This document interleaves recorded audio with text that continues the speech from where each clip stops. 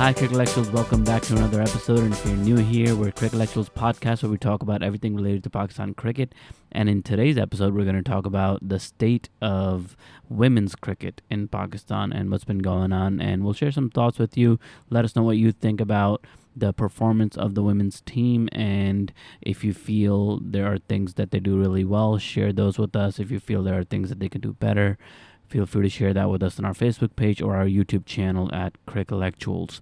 So let's begin with the record right now. In the last several games, especially in these Commonwealth games that were just going on, Pakistan versus Australia, Australia wins. Pakistan versus India, India wins. Barbados versus Pakistan, Barbados wins.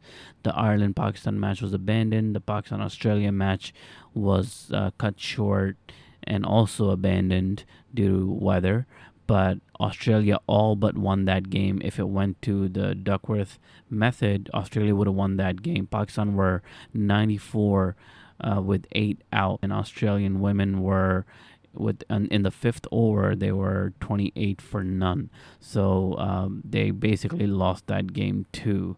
The one game they won was against Ireland at the very beginning, but again, saved by the rain again.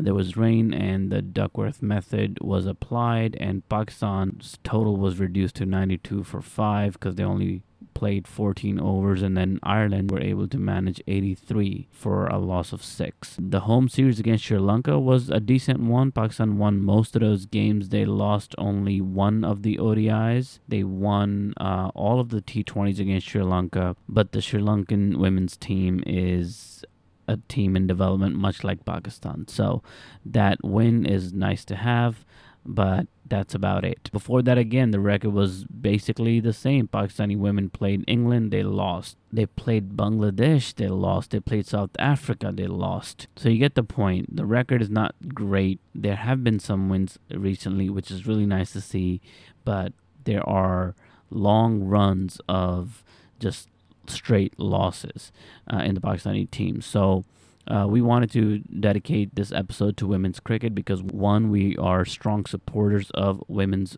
cricket and women's sports in Pakistan. So in this episode, wanted to share a couple of reasons why I think that the performance is the way it is right now on the women's side and what can be done to strengthen this performance. Now, starting at the top, the first reason is we have an interesting set of leadership in the Pakistani women's cricket. I'm talking about the board itself. We have Urooj Mumtaz, who is a former cricketer, but also she's the head of selection. But the PCB also has a position called the head of women's cricket, which you don't find, for example, in the Indian cricket board.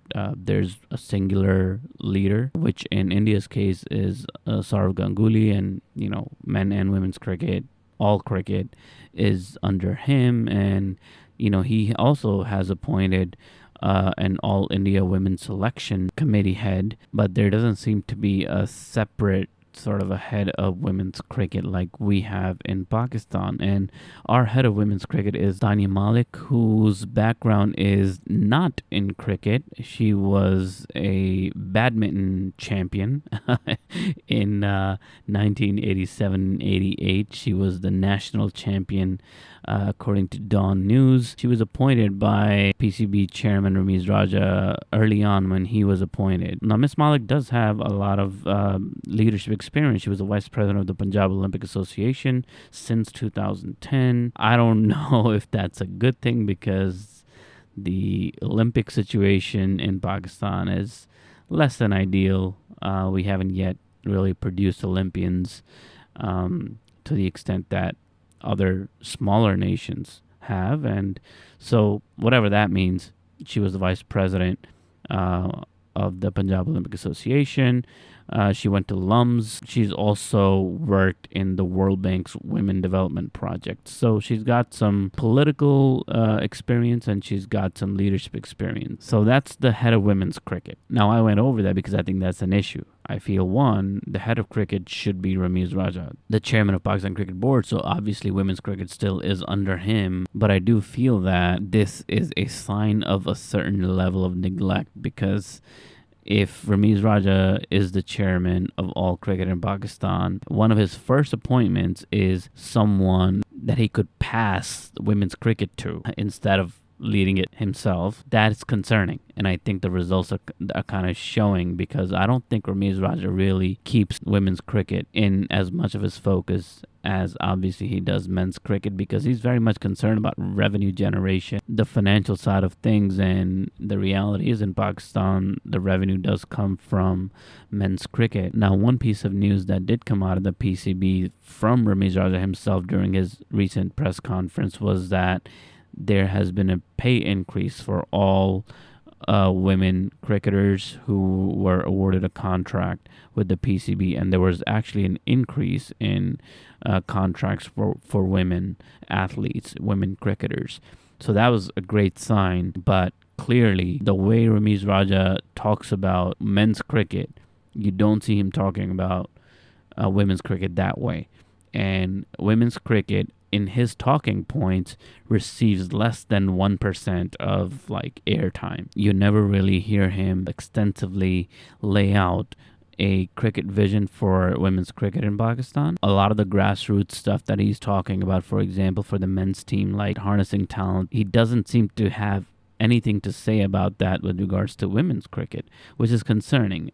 I don't think that's how it should be. Whatever program they start for the men's cricket because they believe it's going to produce better men's cricket should be a program that they also use and launch on the women's cricket side. So that's one issue. The leadership has been segmented. Women's cricket has been intentionally passed on to another head of women's cricket person in Tania Mallick, so that is not the headache of the chairman himself. And reason number 2 for Pakistani women's poor performance in cricket so far is also related to leadership, which is this leadership and this board in general, even before Ramiz Raja was appointed as chairman. Main priority for the Pakistan Cricket Board, from my perspective, seems to be they just want to create the optics that communicate that Pakistan is a great place for women athletes, and look, we have a cricket team full of women also. To me, it appears that seems to be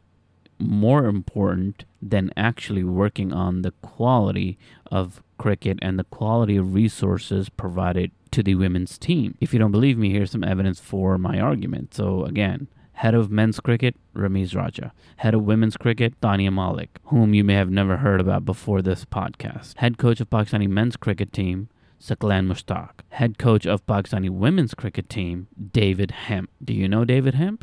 If you're a really big cricket fan, you might know who David Hemp is. He's been involved with the 100 in the UK. He's been involved with some women's league cricket in Australia, I think. He himself hails from Barbados and played cricket for Barbados, but didn't play a whole lot of it, as you might imagine a coach to have played. But he's the women's team's coach. So I'd argue that's pretty good evidence that indicates what the priority is. And I don't think there's a lot of argument with that, again, because PCB is a revenue generating organization. They want to sustain themselves.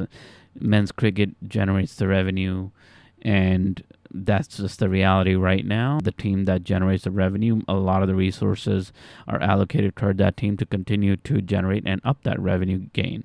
Meanwhile, the women's team continues to be treated like a stepchild, in my view.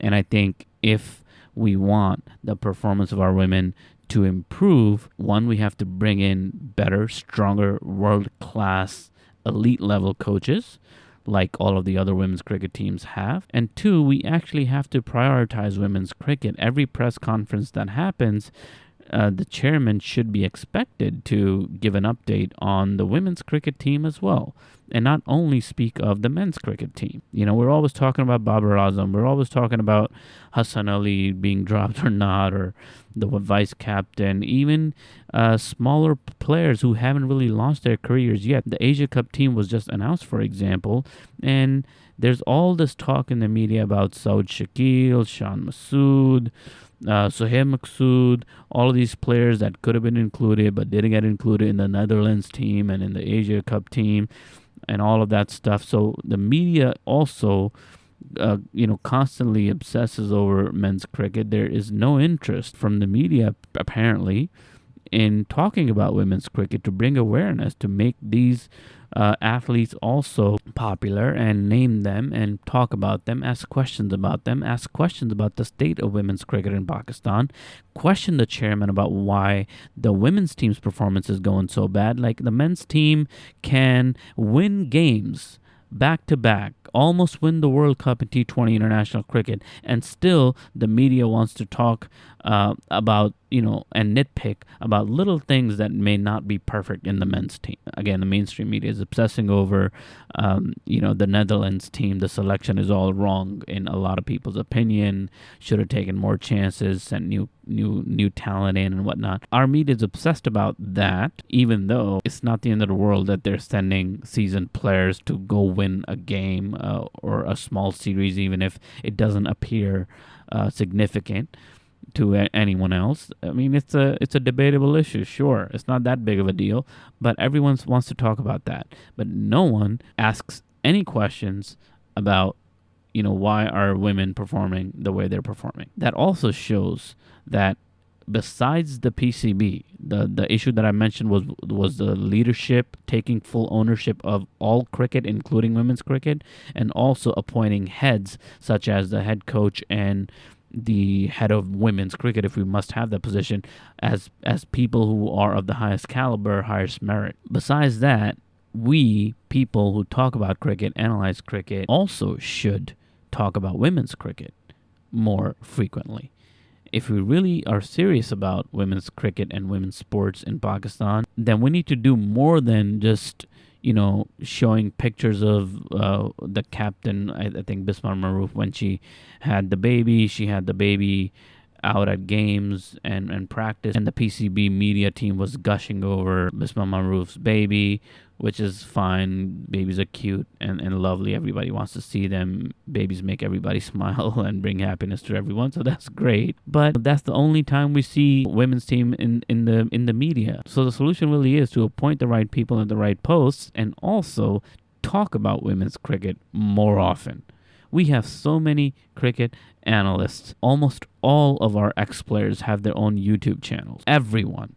And none of them wants to talk about women's cricket. It just shows that women's cricket is no one's priority. And the results show. And what they show is that women's cricket is just one of those things that the PCB has as a token to show the world that, oh, look, we allow women to play cricket. And I'm sorry to say it that way, but to me, that's all it seems to be. Just like a token thing that we're just showing the world that we have a women's team too. But I don't think we're doing enough to actually support women athletes, women cricketers in particular, to reach their highest potential. And just to wrap up the video on kind of a lighter but still a sad, disturbing note, is this recent Shadab Khan video that was circulating on social media and YouTube. And if you haven't seen the video, there's basically practice happening and somebody's bowling at a batter and Shadab is sitting behind the stump somewhere just watching this practice happen, and he's like talking to the person who's bowling and telling them to throw faster.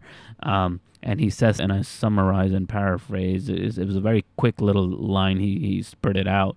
It was basically like, throw faster, it's not women's cricket. Something along the lines of like comparing it to women's team being, less capable. It was said in a lighter note. It was making its rounds in the media, but nobody, in my observation, was questioning what Shadab was really saying there, because there's some implicit bias that if you don't check or nobody tells you about, you say things like that. It kind of shows you where the psyche is around women's cricket. It's considered lighter cricket and not serious. And I feel it's serious and it should be taken seriously, and the PCB can do a lot more to show how serious they are about women's cricket. So that's all from us. Let us know what you think about women's cricket in Pakistan. Make sure you subscribe to the YouTube channel and follow us on social media. This is your host, Jay, signing out. Peace.